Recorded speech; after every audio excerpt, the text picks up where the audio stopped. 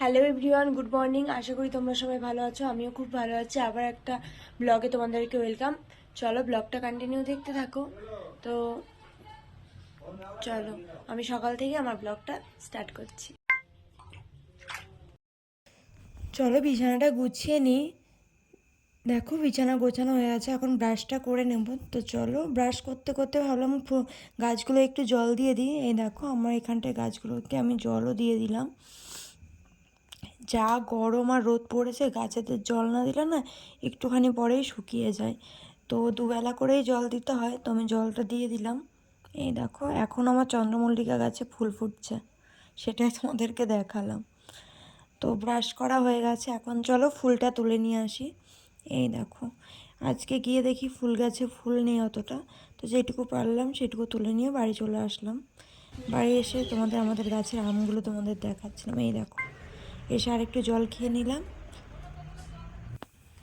দেখো আমি স্নান করে চলে এসেছি ঠাকুরকে পুজো দিতে। তোমার পুজো দেওয়া প্রায় হয়েই গেছে। তো চলো ব্লগটা তোমরা কন্টিনিউ দেখতে থাকো।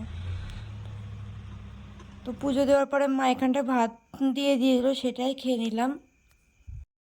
দেখো সেদিন আমাদের রান্না হয়েছিল ঢ্যাঁড়স ভাজা, আলু উচ্ছে ভাজা আর পাবদা মাছের ঝাল, তো খেয়ে নিলাম। তারপরে বিকেলবেলা দাদা যেহেতু বাড়ি এসেছিলো, তো আমাকে বললো চলো একটু ঘুরে আসি।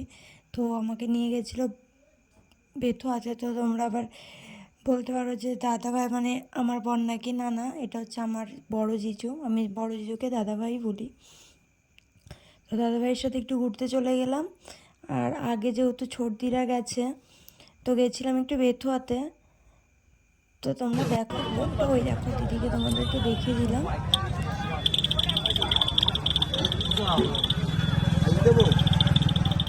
দিদি জিজু সবাই মিলে ছিল এখানটা। ওই যে দেখো এটা ছোট জিজু আমার, মানে ছোট্টা ভাই।